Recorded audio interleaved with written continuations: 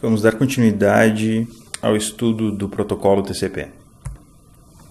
Vamos começar analisando o campo Window Size. Como nós já vimos, o protocolo TCP realiza uma série de ações com os pacotes. Para realizar essas ações, é necessário que ele possua uma área de memória capaz de armazenar os pacotes antes da entrega para a aplicação. Essa área de memória, esse buffer, esse espaço de memória, é denominado janela.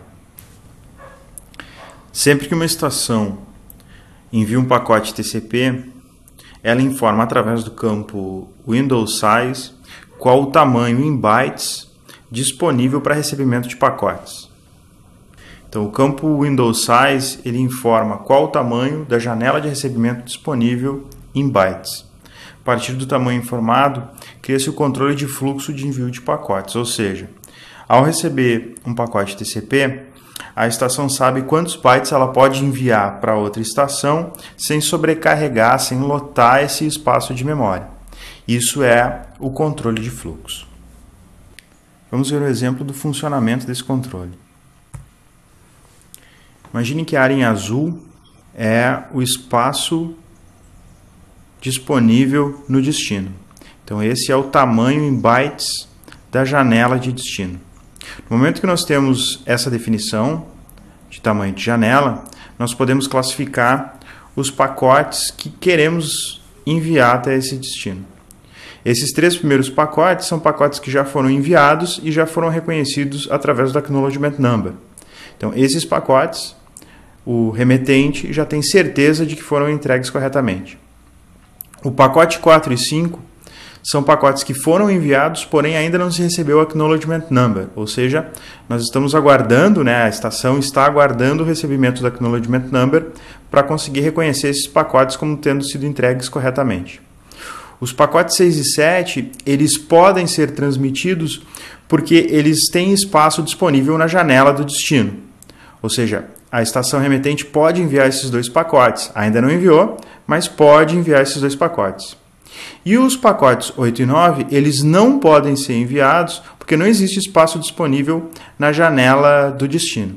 Então, ao enviar os pacotes 6 e 7, a estação deve parar a transmissão até que exista o reconhecimento de pacotes para que exista também espaço disponível no destinatário. Vamos ver um passo a passo desse processo, de como funciona esse processo. Imaginando que a estação B tenha enviado à estação A um pacote TCP, dizendo que o tamanho de sua janela, o window size, é 3.000 bytes. Vamos imaginar, para esse exemplo, que cada pacote possui 1.000 bytes. Então, quando B anuncia para A que ele possui um espaço de 3.000 bytes, A imediatamente identifica esse tamanho de buffer, esse tamanho de janela, e identifica que pode enviar 3 pacotes. Então, esses 3 pacotes são classificados como pacotes passíveis de serem enviados, porém, não foram enviados ainda. A estação A transmite, então, o pacote 1 para a estação B. Bom, esse pacote 1, então, agora tem a classificação alterada, ou seja, ele é um pacote que já foi transmitido, porém ainda não foi reconhecido, não se recebeu o Acknowledgement Number. Pacotes 2 e 3 ainda podem ser transmitidos sem estourar o espaço disponível na janela de destino. A estação A, então, envia os pacotes 2 e 3, e neste momento ela tem todos os pacotes que podem ser transmitidos, enviados, e deve parar a transmissão até que receba o reconhecimento positivo do envio desses 3 pacotes. Ela não deve enviar mais nenhum pacote, porque não existe espaço disponível para o armazenamento desses pacotes na estação destino. A estação B envia um pacote TCP, então, com Acknowledgement Number 3001, ou seja, reconhecendo até o byte 3000 como tendo sido recebido corretamente. Também informa um novo tamanho de janela disponível, ou seja, o window size agora é 4.000.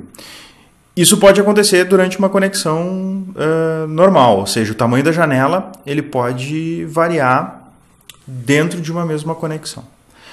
Ao receber esse pacote, a estação A, então, reconhece os 3 pacotes como tendo sido enviados corretamente. São reconhecidos esses 3 pacotes agora.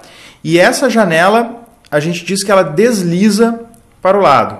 O nome desse algoritmo é janela deslizante por esse motivo. Então, agora, com um espaço de janela de 4.000 bytes, é possível transmitir os pacotes 4, 5, 6 e 7. Ao mesmo tempo, na estação B, os pacotes 1, 2 e 3 já foram processados e eu tenho agora essa nova janela disponível para recebimento de pacotes. Dando sequência, a estação A envia então os pacotes 4 e 5 e, por algum motivo, a estação B envia um novo pacote TCP.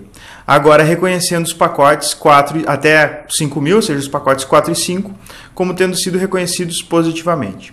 Por que eu coloquei o exemplo dessa forma? Para vocês perceberem que não existe a necessidade de eu lotar toda a janela, de eu estourar todo o espaço disponível na janela para que ela deslize. Ou seja, a qualquer momento, ao enviar um pacote TCP contendo o Acknowledgement Number, a janela pode deslizar para o lado. Então, voltando aqui, a estação A enviou o pacote 4, que foi armazenado na janela. O pacote 4 foi classificado, então, como tendo sido enviado não reconhecido. Depois enviou o pacote 5. O pacote 5 também foi classificado como tendo sido enviado e não reconhecido. Os 2 pacotes foram armazenados no buffer, na janela. E a estação B, então, envia um Acknowledgement Number 5001, reconhecendo todos os pacotes até o número 5. Agora existe uma nova janela com capacidade de 3.000 bytes. Então, aqui existe uma adequação da janela, né, na estação A. Agora, então, podendo ser enviados os pacotes 6, 7 e 8. Tá? Aqui na estação B, a janela também desliza e existe a sequência do processamento dessa forma. Notem que com esse algoritmo, uma estação nunca vai enviar mais bytes do que a estação destinatária é capaz de armazenar. Com isso eu não tenho então o desperdício do envio de um pacote que não terá espaço disponível para ser armazenado. Isso é o controle de fluxo, ou seja, o controle de capacidade de recebimento entre as estações. Neste exemplo, eu fiz o controle de fluxo de A para B, mas lembre-se que o controle de fluxo ele é feito nas duas vias, ou seja, A também possui um espaço disponível para o recebimento dos pacotes de B. Então aqui a gente está fazendo um exemplo mais didático. Algumas coisas que cabem observar. O tamanho máximo de uma janela, o tamanho máximo de um buffer, ele é definido pelo tamanho do campo Windows Size.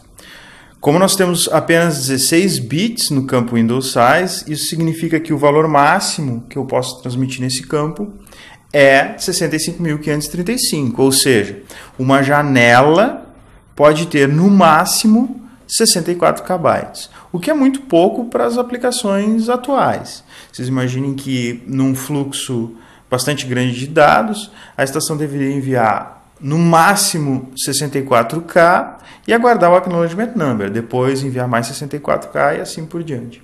As aplicações atuais elas necessitam de um fluxo maior do que esse. Para contornar essa situação, então, foi criado um campo opcional TCP chamado Window Scale. Então, os campos opcionais eles ficam nessa área do cabeçalho e o Window Scale, então, é um deles. Como funciona o Window Scale? Ele possui 16 bits e o valor contido nesse campo é um índice de deslocamento binário. Nós chamamos esse deslocamento binário de shift. Nós vamos tratar esse índice como um multiplicador do valor do Windows Size. Esse multiplicador funciona da seguinte maneira. Se o Window Scale possui o valor 1, adiciona-se um zero à direita do valor do Windows Size.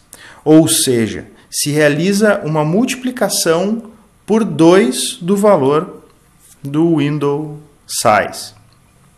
Se o Window Scale possuir o valor 2, adiciona-se 2 zeros no valor binário do campo Windows Size, ou seja, multiplica-se esse valor por 4.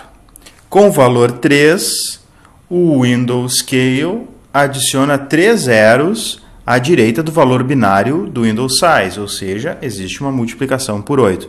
Então, assim, conforme o valor do Windows Scale, nós vamos multiplicar o valor do Windows Size. Se for valor 1, se multiplica por 2. Se for valor 2, se multiplica por 4. Se for valor 3, se multiplica por 8. Valor 4 por 16 e assim por diante.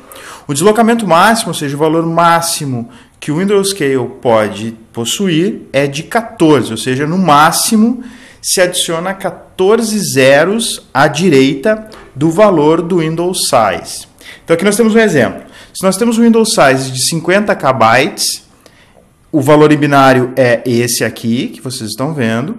Ao adicionar um zero à direita, nós temos então um tamanho de buffer, um tamanho de janela de 100 KB, ou seja, multiplicamos o Windows Size por 2. Ao adicionar 2 bits 0, multiplicamos por 4, ficamos com uma janela de 200 KB, 400 KB ao adicionar 3 zeros à direita. Para que vocês vejam na prática isso, eu tenho aqui uma tela do Wireshark da captura de um pacote, né, com o cabeçalho TCP aberto nos campos opcionais. Então nós temos aqui o valor do Windows Size de 14.600 bytes, porém no campo opcional nós temos o Windows Scale 7, ou seja, devemos multiplicar o valor 14.600 por 128. Então, 14.600 multiplicado por 128 é o tamanho disponível na janela do remetente desse pacote. Então, nós temos a capacidade de 1.868.800 bytes nesse buffer. A estação sabe, então, que ao invés do limite máximo de 14.600 bytes, ou seja, de 14K aproximadamente, ela pode enviar 1 mega, né, 1.8 milhões de bytes sem receber o acknowledgement number, ou seja, a estação vai ter capacidade para receber todos esses bytes. Mas qual é o tamanho máximo que uma janela pode ter hoje, né, com o Windows Scale? Então vamos imaginar que nós temos um Windows Size com seus 16 bits no valor 1, ou seja, o valor máximo, né, os 16 bits aqui do Windows Size, esse valor é 65.535, mais os 14 zeros de deslocamento do Windows Scale. Isso me dá, então, né, 1.073.725.440 bytes de janela, o que dá aproximadamente 1 GB. Então, nas aplicações atuais, se a estação possuir memória suficiente para criar um buffer desse tamanho, né, ela vai ter, então, a possibilidade de receber até 1 GB de informações sem precisar enviar reconhecimento. Então, nós temos a capacidade de fluxo de 1 GB de transmissão. No próximo vídeo, damos sequência com o controle de erros.